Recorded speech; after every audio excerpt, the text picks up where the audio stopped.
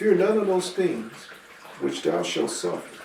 Behold, the devil shall cast some of you in prison, that ye may be tried, and ye shall have tribulation 10 days, 10 ways of persecution. Be thou faithful unto death, and I will give thee a crown of life. Now this church here gets high accolades, because this was the martyr church. Christ said you should be martyrs. The word in the Greek is martyred us, where you get martyred from. Not a bunch of mouthy people walking around, I'm a Christian, I'm a Christian. Like I said, chinos, Christians in name only. But they live a martyrous lifestyle, willing to die. That's what a cross is for anyway. Christ said, take up your cross and follow me. You lived a lifestyle where you died to self daily, but also you lived a lifestyle, if it came down to it, you were willing to die for your faith. That's what these early Christians sang hymns as they went in, and was fed to them, went into the Colosseums and was fed to the lions. They sung hymns and praises to God. And people wanted that. They said, I want to be like them. These people don't fear death. They're praising God as they're being tortured every kind of way you can imagine. Skin alive, boiled, whatever. Fed to wild beasts.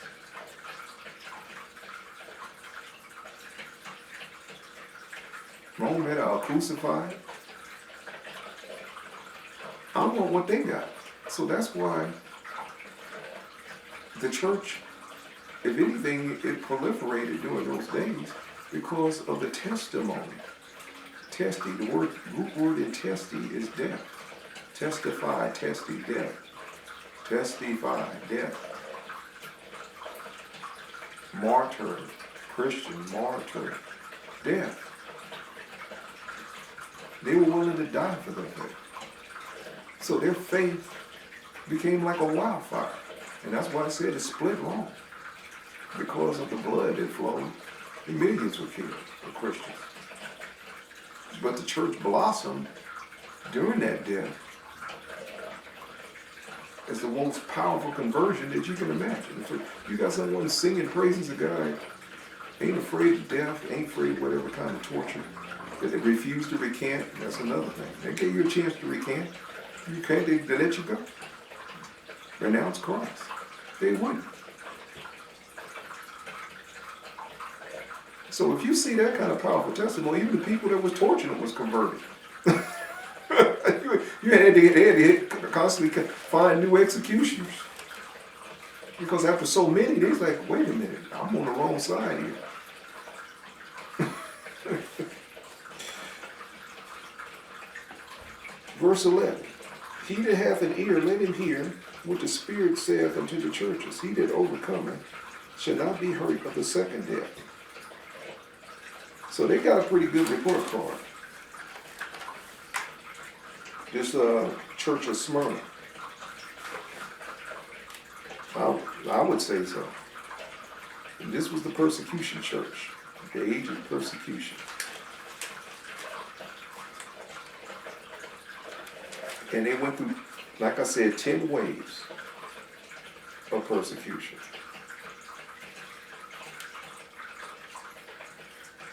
I was trying to remember I used to go rattle off, but it's been so long since if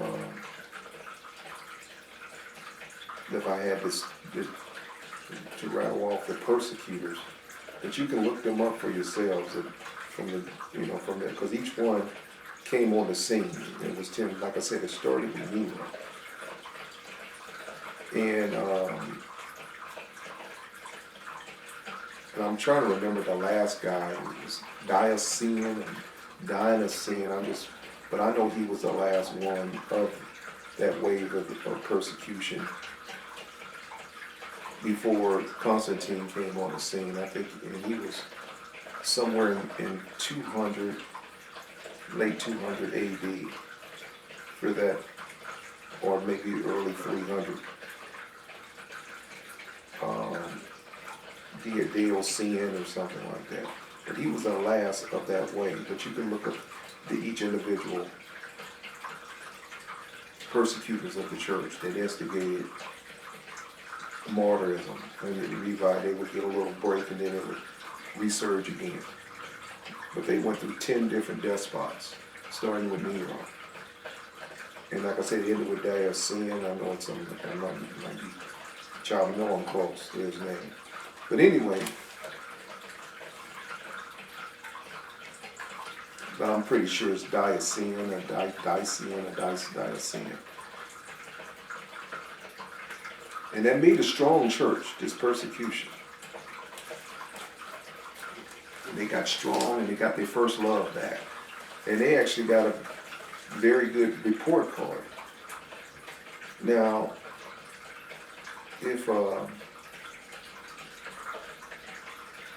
I had to give them a grade based on what Christ said, because he said they were rich, I would give them an A.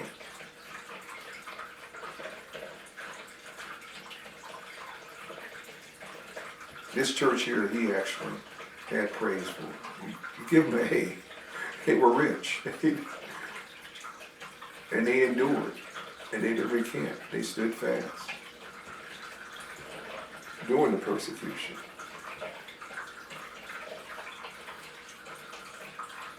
So you would have to give this church here, I would think, an A.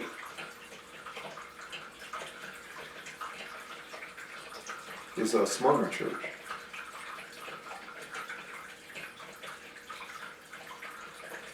All right, let's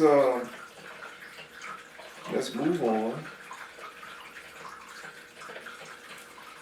Make sure I covered everything before I move on.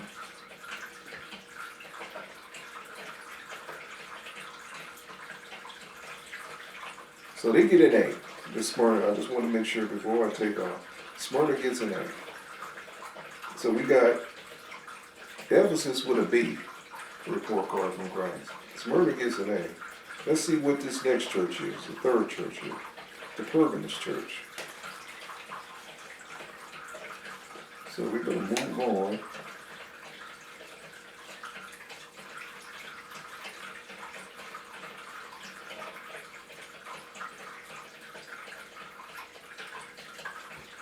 To Pergamus. Verse 12. And an angel of the church of Pergamus write, these things saith he, which hath a sword with two edges. The word of God cuts both ways, brings life to death, life to some, death to others, two-edged sword. I know thy works, and where thou dwellest, even where Satan's seat is. Now, this Pergamus church,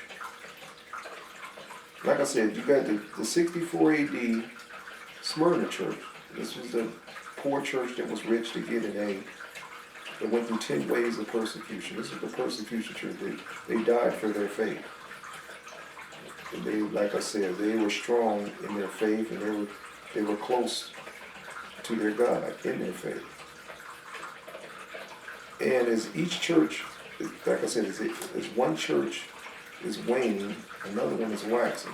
So here comes this Pergamus church. Satan said, well, because it was splitting Rome's kingdom. Rome was, it's that old saying, Rome was built above hell. And that's one of Satan's seats. It was always been Rome. We're in Turkey. We're going to get around to Turkey, right?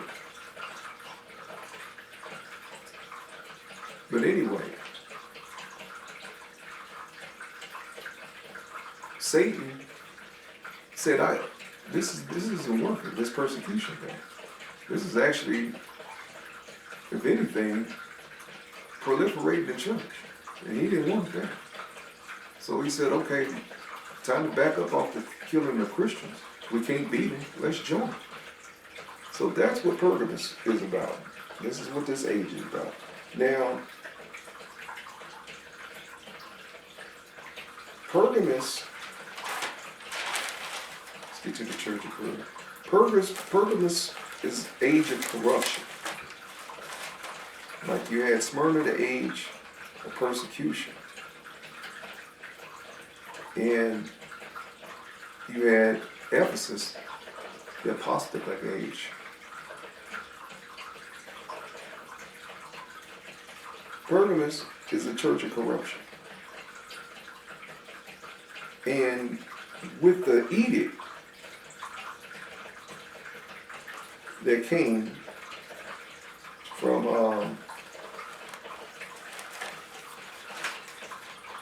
Constantine, that was actually a Trojan horse. The Edict of Milan. Never remember that name. The Edict of Milan was a Trojan horse for the Christian church. Satan was inside, him and his minions was inside the Trojan horse, the peace tree. He said, okay, it's going to be peace. But with this condition on. Now Constantine had a vision. He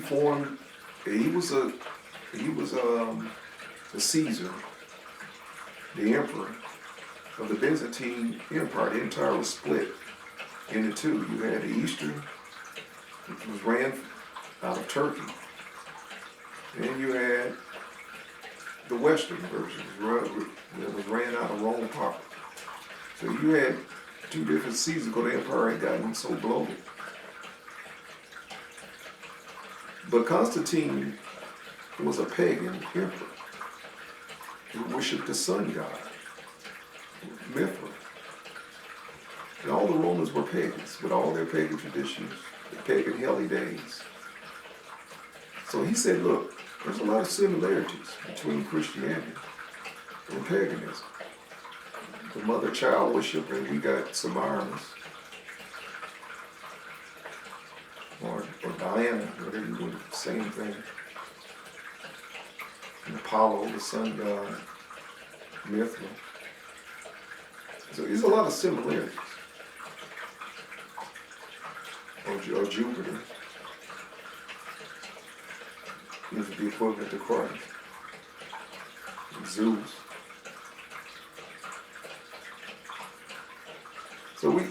So we got a lot of things in common. So we can't beat them. Let's join. So here is the beginning of what's called Catholic faith. Universal Church was formed. Constantine took the corona, the Roman crown off, the ancient Roman wreath crown, and he put on a papal hat. So he was the first pope, and he changed the conquering Roman war machine empire into a religious conquering machine empire. He just conquered under the name of the Red Cross. He put red crosses on the shields. He claimed he had a so-called vision. So he started conquering in the name of the cross.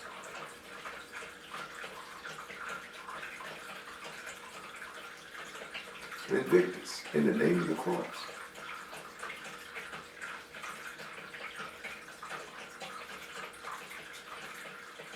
Now, along with this came corruption, because all the paganism and idols was introduced to the pure Christian church that in order to save their necks, you had to bow to the state religion. If you didn't, you were called a heretic and you still was persecuted. But if you did, you were given status. Christianity became the state religion, national religion, and recognized as such. Like I said, he conquered in the name of the cross. From there, you had Knights Templars and all these orders that was born. So it was all these pagan orders were Christianized.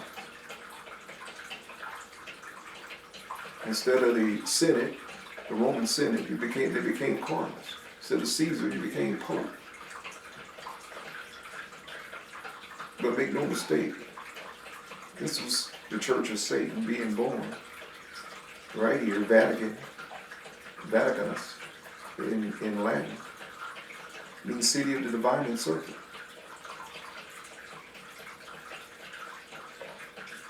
And they worship the serpent, Satan. So Satan got his church, compromised the true Christian church, and now we have Pergamos. That's what I'm setting the stage for. In 313 AD, that's when the Catholic Church was basically formed, along with all the pagan holy days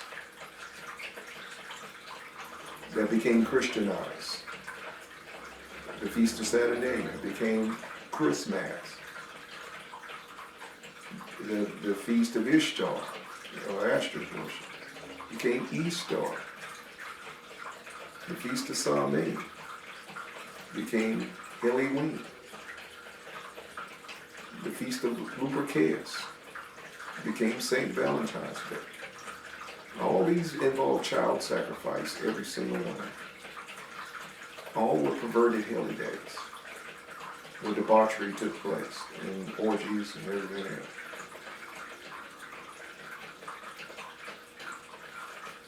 All involved idol worship. You had the Queen of Heaven introduced. Became Mary, Queen of Heaven. That was formerly Diana.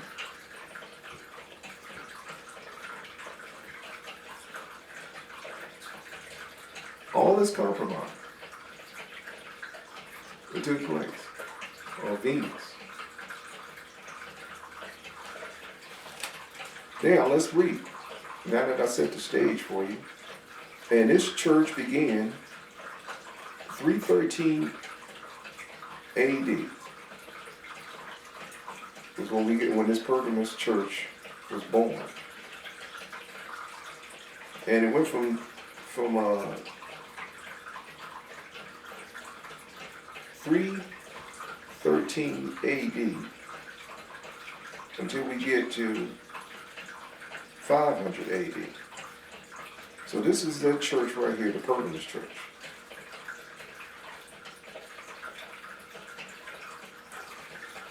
And unto the church of Pergamos, right, these things saith he, which hath a sharp sword and two edges.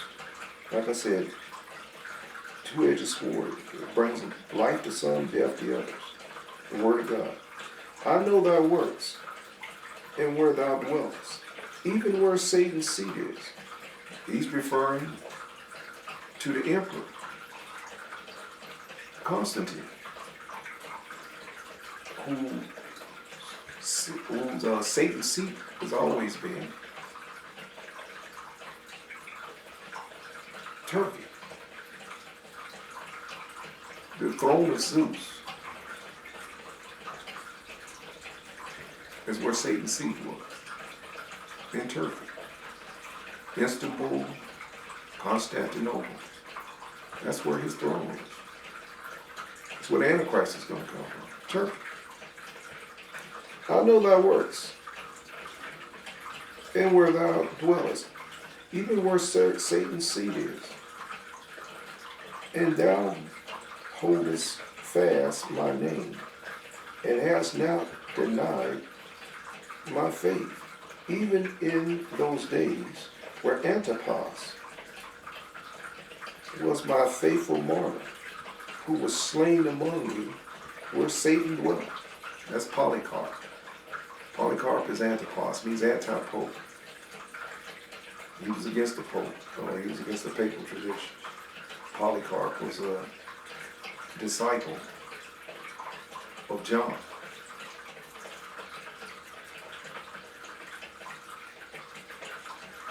But I have a few things against thee, because thou hast there them that hold the doctrine of Balaam. Now Balaam was a powerful wizard. I'll get my teaching on Balaam. I'll tell him Balaam the wizard. He was a real wizard, very powerful one too. He wasn't the phony kind. But he was like a hired gun. Nations would hire him to put curses on their enemies. He was so powerful and it worked. So he profited off of being a false prophet for the devil. But anyway, Balak of the Moabites asked him to hire him to put a curse on Israel, but he couldn't. God trumped him and gave him a war and hijacked his tongue and forced him to say what he wanted to say to Balaam. And we're going to kill him with an angel for trying to back out. But anyway, he said, I can't curse him because God trumps my curses. They're God. They're Yahweh. Jehovah. But this is what I can tell you to do. They can get themselves cursed by introducing them to, our false pagan gods, and God and Yahweh will curse them himself. So that's what Christ is saying here. That's what Satan did with the Catholic Church and Constantine. But I have a few things against it, because thou hast therein them that hold the doctrine of Balaam, who taught Balak to cast a stumbling block before the children of Israel, and to eat things sacrificed unto idols. Even their communion is satanic. It has nothing to do with the true communion that Christ gave. It's coming from a pagan perspective of cannibalism, priest of Baal, Connie Ball, priest of Baal, where they believe that the bread or wine actually turns into actual flesh and actual blood. Cannibalism. And there's been many, many signs of that really happening, because it's demonic. Of it turning into actual blood and actual flesh. And being tested as such. Because you're dealing with the demonic realm. Changing the material nature, hocus pocus, hocus pocus needed, of that their table, of their satanic table. Satan does everything opposite. He's a copycat. I told you. He's a cosmic copycat of Christ and God and his church. That's what he does. I call him the cosmic poo-poo and the cosmic copycat. That's all he can do is copy and pervert. And one of his names is the perverse ones. Perverts everything. Everything's backward. Even in the occult, you got the law of reversal. Everything they do backwards. Going against nature, God's natural law. But I have a few things against thee, because back to Revelations 2:14.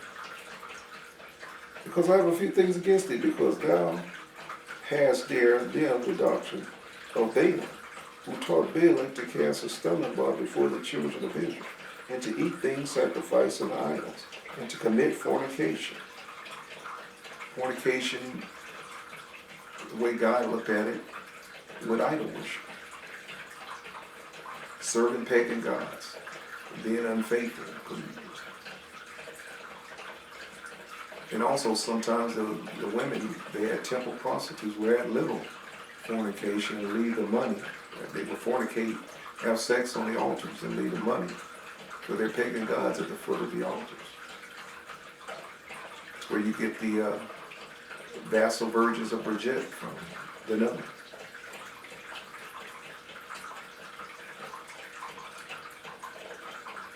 So hast thou them that hold the doctrine of the Nicolaitans, which thing I hate.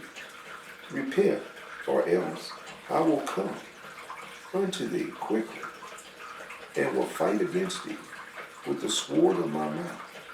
He that hath an ear, let him hear what the Spirit saith unto the churches.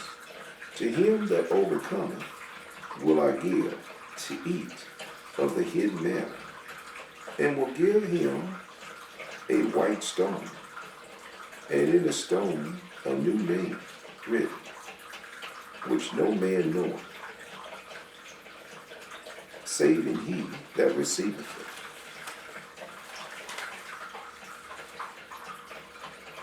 So this church here, they have he had a few things against it.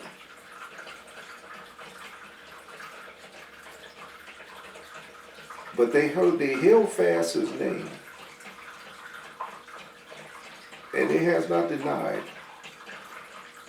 his faith. They held fast his name, and they haven't denied his faith. So they had a little faith in his church, and he was faithful to his name. But yet he had a few things against him, because they let they sold out in 313 AD to Constantine, the first pope, the first pedal pope.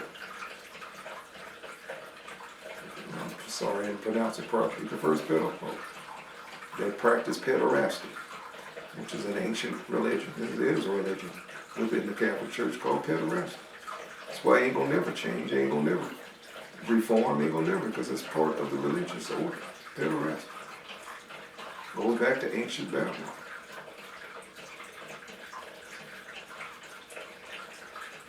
Religious sexual abuse, SRA abuse of the innocent children. That's what Satan does. He always attacks the children, always has. Always sacrificed the babies, child sacrifice. That was part of Rome's religion. It hasn't changed till this day. Child sacrifice. Adrenochrome, drinking the blood of the children. Cannibalism, like I said. Getting high off the blood of tortured children. It's part of ancient history, the ancient faith. It's a historical fact. It's history. This pagan occult religion, ancient occult, goes back to Nimrod and Babylon. Satan hates the youth. He hates the children. He wants to damage them early on, abuse them early on, sacrifice, kill them early on to Baal and to Moloch. Matter of fact, the pedal pope over there in Rome erected, if I'm not mistaken, a statue of Moloch right in front of the Colosseum. Interesting place to put it. The ancient Colosseum where the Christians was martyred. Stating I'm down with Moloch. I roll with Moloch. People could talk about this pedal pope all they want, but I say he's actually done ripped the Christian mask off and is honest in his worship of Lucifer. He's honest with it. He's got worship of Lucifer. He makes no bones about it. He just took the Christian mask off. That's all it was a Christian mask. A mask over Babylonian paganism. The hermit schools of pagan. Or the hermetic schools of pagan. A satanic, ancient, occult religious order.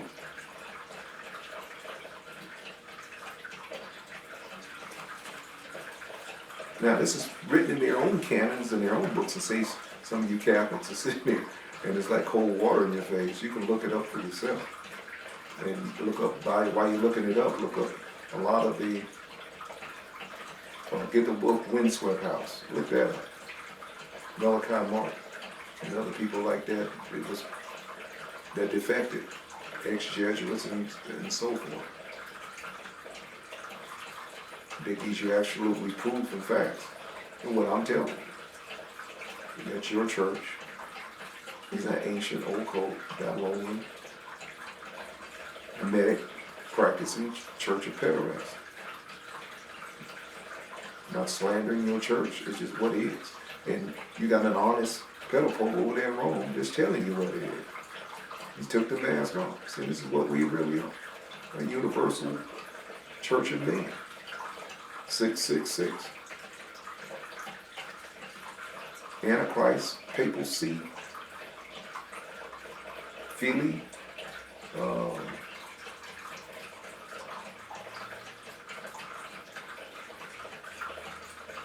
Trying to remember the Pope's title in Latin.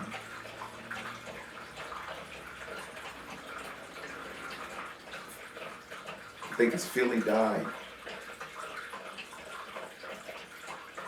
Vicar, if I'm not mistaken. but it equivocates to 666, his term. Philly died vicarious. The Son of God, which is God. The popes that worship is God. You're worshiping an idol. Everything on him, everything he's wearing, from the fish hat of Freya all the way down, everything on him is symbolic of paganism. He's a pagan walking, talking idol. And Christ is addressing this right here. Now this was the beginning, like I said, this church of Pergamos, corruption, was introduced as a Trojan horse to the church world. The priestly order and all that stuff of Catholicism began to dominate the church. Now it comes into its fruition here, and now entering the Jezebel church.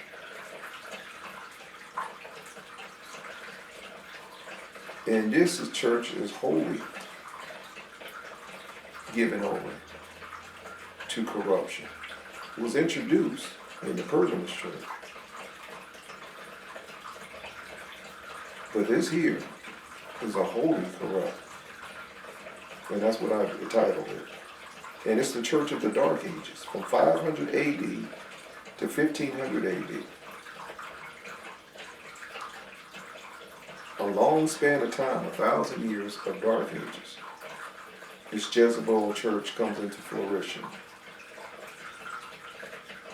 This is the Dark Age church. The city of the serpent, or city of the divining serpent, or divining city of the serpent, the Vatican, is totally swallowed in this python or anaconda chokehold put and swallowed from the head downward. That's how snake eats it.